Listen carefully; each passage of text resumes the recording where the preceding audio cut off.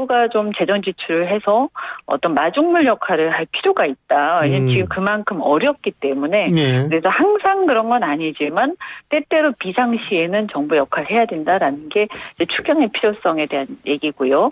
그다음에 또 우리가 이제 뭐 최근에 딥시크 쇼크도 있었지만 AI와 관련해서 지금 대한민국이 상당히 지금 비상한 상황입니다. 그래서 물론 뭐 미국하고 중국의 어떤 규모를 우리가 따라갈 수는 없습니다. 그 자본의 규모나 투자의 규모가 워낙 차이가 나니까요. 하지만 우리나라도 그래도 어느 정도는 따라가야 되지 않습니까? 그래서 이 AI가 어떤 큰 대전환의 어떤 혁명적인 상황인데 이걸 조금이라도 빨리 따라가기 위해서는 우리 이 AI 관련해서 이 개발자들이라든가 우리 스타트업이라든가 관련된 업계에 대한 지원이 전폭적인 지원이 굉장히 시급합니다. 그래서 AI 산업에 대한 지원 이런 것들도 굉장히 시급하고 그 외에도 전략 산업들에 대한 지원 이런 것들도 어느 정도 추경으로 커버할 수밖에 없다라고 생각을 합니다.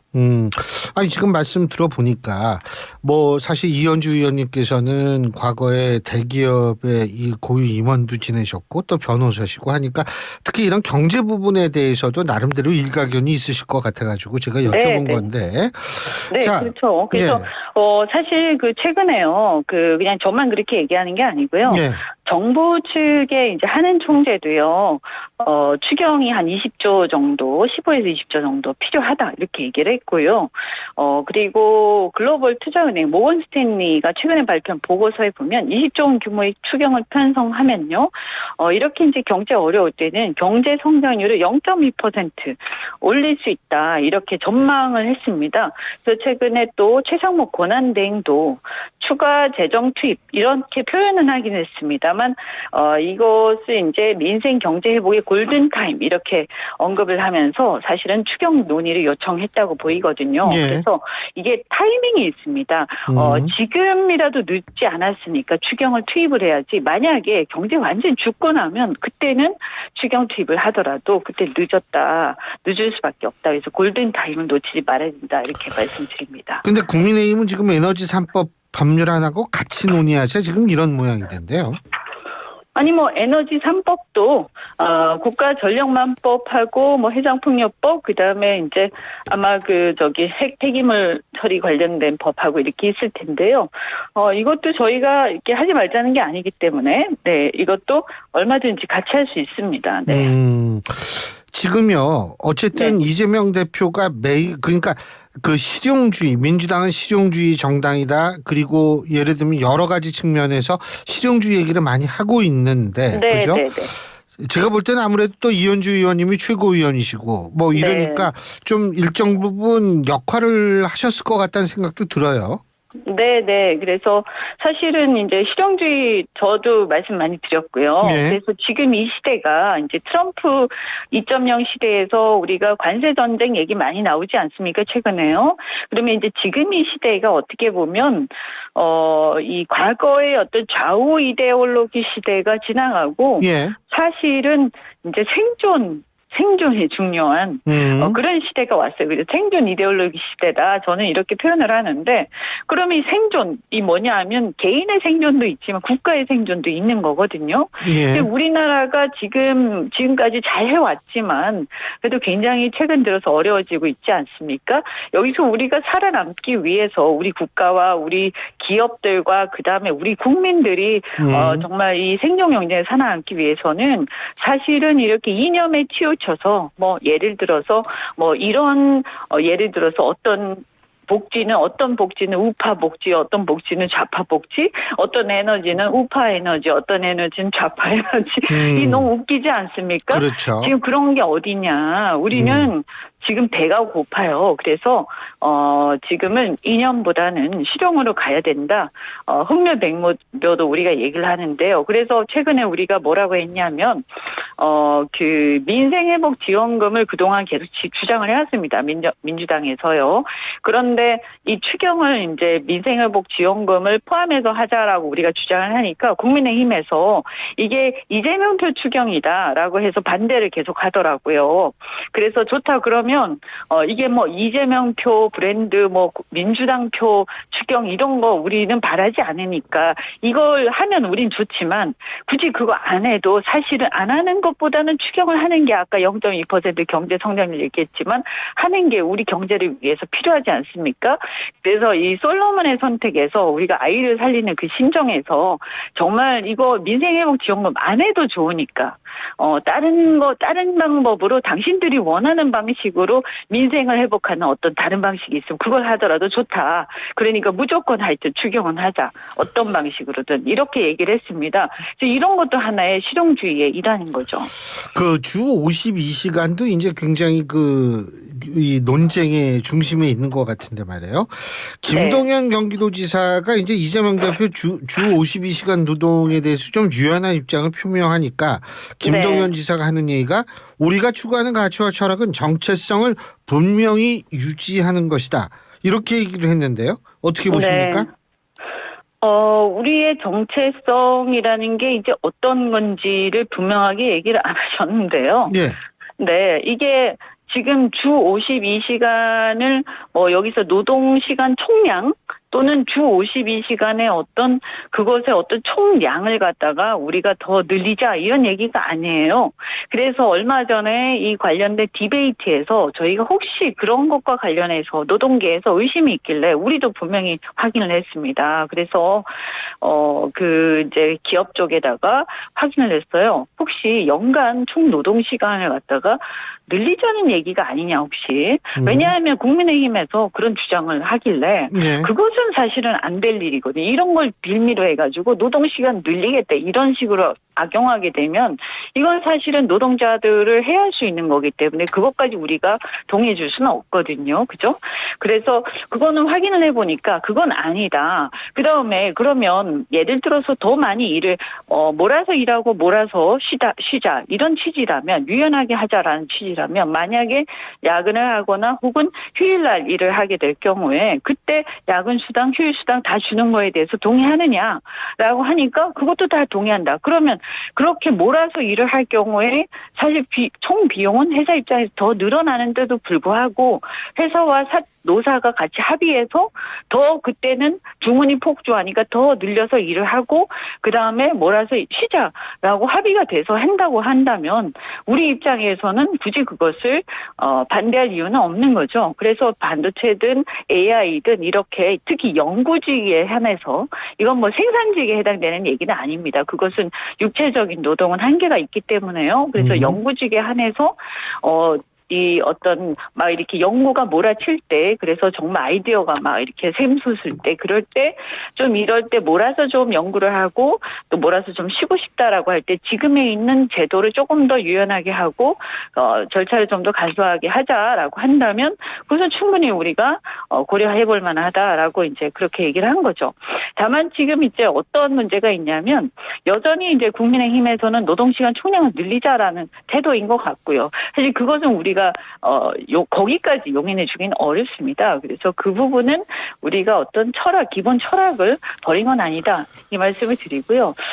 그리고 또 하나 현실적인 문제가 뭐가 있냐면, 어제 이제 저희가 기업 측들하고 이제 논의를 하면서 나온 얘기인데, 반도체를 가지고 저희가 이제 이렇게 논의를 하다 보니까 또 AI 산업에서 자기들도 또 필요하다 이런 게 또 연구직의 어떤 노동시간을 좀 유연하게 몰아서 일하고 몰아서 쉬게 할 수 있는 그렇게 요청을 해서 아니 그러면 이건 반도체 특별법에 넣을 수 있는 얘기들이 아니고 그러면 아예 차제에 그러면 별도로 논의가 필요하겠다. 그러면 이렇게 하다 보면 반도체 특별법에 정작 중요한 어떤 전기 용수의 공급의 지원 그다음에 제일 중요한 게 세제 혜택 같은 게 있어요. 근데 이런 혜택들은 빨리 급하게 해줘야 되는데 이게 늦어질 수가 있으니까 그러면 일단 요 부분들은 반도체나 AI나 이런 것들 몰아서 좀 논의를 하고 나머지 지원하는 내용들 전기와 용수, 전력과 용수, 그다음에 세제 혜택 같은 이런 것들은 이제 사실 이견이 없기 때문에 이것들을 몰아가지고 다 빨리 그러면 합의해서 이거 먼저 처리하는 것은 어떠냐라는 이런 논의도 진행되고 있습니다. 예. 그런데 지금 이런 중도 행보라는 걸 종합적으로 봤을 때요. 네. 이재명 대표나 아니면 민주당의 중도 행보라는 걸 종합적으로 봤을 때 어떻게 여론에 좀 호응이 있다라고 평가를 하십니까? 제가 이거를 좀 여쭤보는 이유가 오늘 네. NBS 조사가 있었죠. 이게 네. 뭐냐면 제가 이 여론조사 개요를 잠깐 말씀드리자면 이것도 2월 3일부터 5일까지 전국 18세 이상 1,005명을 대상으로 한 전화 면접 조사고요.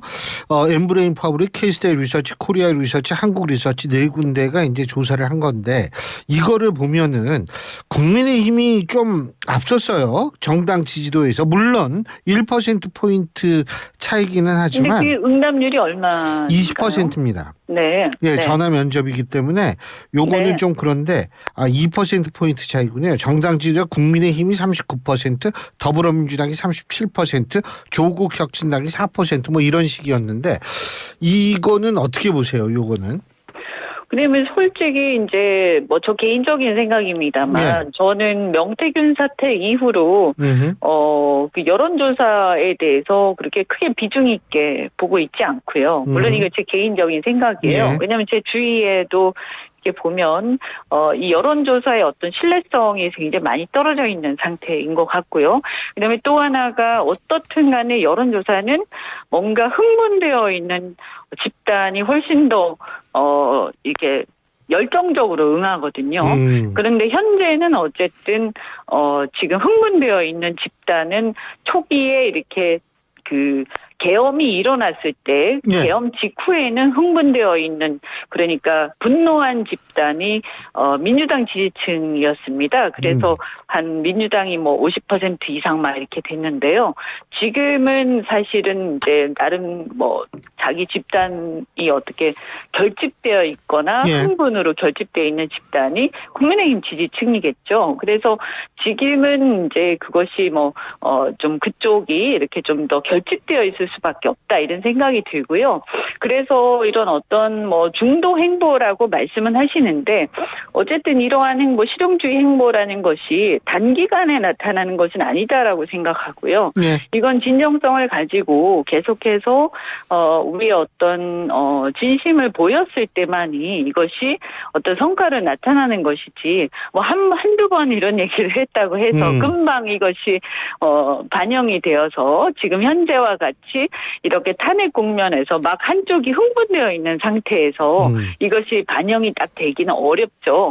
그러나 지금부터 우리는 그런 얘기를 꾸준히 해야만이 그것이 나중에 대선에서도 반영이 되고 더 중요한 것은 저는 어떻게 보냐면 이게 과연 그러면 우리가 대선만을 위해서 일시적으로 우리는 실용주의다 어쩌다 하는 거냐. 저는 그래서는 안 된다고 생각을 합니다. 왜냐하면 지금 아까도 제가 생존 이도에 올리기 얘기를 했지만 이게 정말로 이 좌우를 떠나서요. 대한민국이 지금 살려야 되는데 집권을 해서 앞으로 대한민국을 이끌어 나가려면 정말 우리가 이 길로 가야만이 대한민국을 조금이라도 앞으로 끌고 갈 수 있다고 저는 생각하거든요. 대표님도 그렇게 생각하시고요. 윤석열 대통령이 정말 이렇게 폭망하게 된 가장 큰 이유가 비전이 없었습니다. 비전이 없었는데 물론 지금 우리가 많은 것을 보여주지는 못하고 있지만 이러한 어떤 실용주의에 입각해서 구체적인 비전들을 하나하나 보여주겠습니다. 알겠습니다. 그 지금 뭐 계엄 탄핵 이 말씀하셔가지고 여쭤보는데 지금 그 헌법재판소의 탄핵 심판 6차 변론 기일이 진행 중이거든요. 여기에 뭐 곽종근 전 특전사령관 뭐 이런 분들도 지금 그 증언을 하고 있는데 이 곽종근 전 특전사령관은 윤 대통령이 끌어내라고 한 거는 국회의원이었다. 뭐 이런 거를 예전에도 국회에서도 분명히 했는데 이번에도 아마 그런 것 같은데 전반적으로 이 탄핵 심판 이현주 의원님께서는 어떻게 보고 계십니까? 뭐 저는 많은 분들이 불안해하고 이런 분들도 계시지만요. 네. 저는 큰 틀에서 사실 탄핵 결정은 100% 된다고 생각합니다. 왜냐하면 이게 무슨 그 안에서 여러 가지 변명들을 한다 하더라도요. 대통령이 그러니까 탄핵 포고문을 지시를 했고 이것을 누가 작성을 했고 개헌 구체적으로 포고문이요? 개헌 포고문? 네, 개헌 포고문을. 예. 그래서 누가 작성을 했고 이런 게 중요한 게 아니라요. 개헌의 발동은 대통령의 이름으로 하는 거잖아요. 그죠? 그러면 예를 들어서 국회의원이 어떤 자기 이름으로 뭔가를 법안을 발의를 할 때 그것을 예를 들어서 그 법안의 작성을 보좌관을 시키면 그 보좌관이 책임집니까? 국회의원이 책임지는 거예요. 그래서 이런 논쟁들도 다 부질없는 논쟁들이고요. 무조건 대통령이 최종 책임을 지게 돼 있는 겁니다. 그리고 분명한 것은 국회에 우리가 다 생중계되는 것을 분명히 화면을 통해서 모든 전 국민이 봤습니다.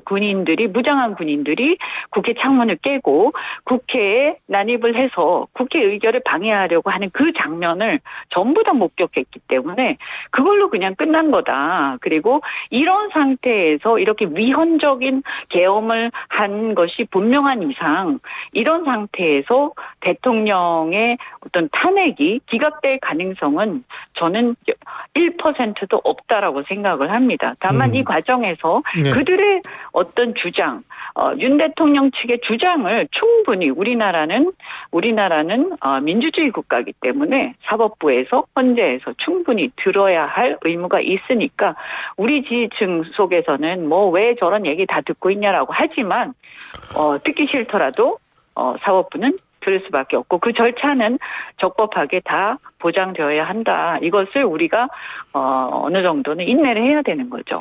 이현주 의원님께서는 법률가시니까 제가 좀 또 여쭤볼 게 있는 게요. 그러니까 지난번에 그 4차 그 변론기일에 나왔던 5차 변론기일에 나왔던 장성들 중에서 네. 이 검찰 조서에 나타났던 이게 보도된 거하고 좀 다른 얘기를 하는 사람들이 있는데 그거를 어떻게 이해를 해야 됩니까? 뭐 그거는 이제 그 헌재에서 판단하는 것이요. 예. 형사 재판은 아닙니다. 예. 그래서 헌재에서는 기본적으로 형사 재판처럼 이것이 그러면 내란죄가 성립하냐 안 하냐 이 공소장에 나와 있는 그 기소된 내용이 전부 다 맞냐 안 맞냐를 보는 게 아니고요. 아까 말씀드린 것처럼 큰 틀에서 지금 위헌적인 또는 위법한 계엄을 선포를 했냐 안 했냐 또는 이런 전체적인 걸로 봤을 때 대통령의 행위가 헌법을 위반했느냐 대한민국의 헌법 질서에 반했느냐 아니면 충분히 헌법 수호 책무를 다했느냐 이걸 보는 거거든요. 그래서 다시 대통령으로서 헌법을 수호하는 사람으로서 다시 복귀할 만하느냐. 그래서 우리나라의 질서를 충분히 지킬 만한 사람이냐를 보는 거기 때문에요. 저는 큰 틀에서는 별로 그 자잘한 것들은 너무 신경 쓸 필요가 없다고 생각합니다. 제가 여쭤봤던 건 사실은 여기 나왔던 장성들이 여기서 말 잘못했다가 자기 재판에 불리하게 적용할까 봐 얘기 안 한 거 아닌가, 딴 얘기 한 거 아닌가 이런 생각이 얼핏 들어서 여쭤본 거예요. 뭐 그럴 수도 있죠. 예. 근데 거기서 나온 얘기들을 가지고 또 어떤 분들은 막 지나치게 어떤 의미를 부여하길래 제가 이제 거기에 대해서 말씀드린 거죠. 이게 좀 많이 다른 얘기들을 해가지고 말이에요. 본인들이 보도된 거하고 그래서 좀 여쭤본 거고 또 한 가지. 법률가시니까 지금 이재명 대표가 이 선거법 항소심 이거 하루 앞두고 헌법재판소에 위헌법률 심판 제청을 신청했다고 하는데 이거 어떻게 바라보고 계십니까? 뭐 저는 이제 1심 재판할 때에도 사실은 위헌적인 그 부분이 많기 때문에 왜 그것을 다투지 않았는가 그런 얘기를 한 적이 있거든요. 그러니까 선거법이라는 것이 승자가 반칙을 해서 선거에서 이겼을 때 그 반칙으로 이긴 선거를 무효시키기 위한 게 선거법인데, 예를 들어서 어떤 반칙을 해가지고 당선이 되었을 때 그 사람을 떨어뜨리는 게 목적인 거죠. 그런데 이게 이제 패배한 당사자인 거죠. 왜냐하면 대선에서 졌지 않습니까? 그런데 그 사람을 다음 선거에 나오지 못하게 하는 것이 목적인가라고 했을 때, 특히 대통령 선거라는 것을 본다면 이것은 좀 지나치게 참정권을 갖다가 침해하는 경우도 있고요. 또 여러 가지 구성 요건에 있어서 명확성의 문제도 좀 있다. 저는 이것이 특히 지금 현재 상대방인 그 경쟁자가 그 전에 보면 허위사실 공표도 상당히 했었는데도 불구하고 그것들이 그냥 지나갔기 때문에 상대방은 지금 탄핵이 되는 상황에서도 저렇게 있고, 지금 그때 패배했던 사람은 그 작은 하나를 가지고 이렇게 다음 선거도 못 나오게 하는 이런 상황들이 과연 맞느냐. 물론 거기에서 무죄를 받아야겠지만요. 그것과 별개로. 그래서 그 정도는 충분히 다툴 수 있는 거 아닌가. 그 권리는 보장되어야 한다고 저는 생각하는데요. 그래서 뭐 법원이 판단하겠죠. 알겠습니다. 어쨌든 요새 하도 일들이 많아가지고요. 매일매일 모셔도 새록새록 여쭤볼 게 있을 것 같아요.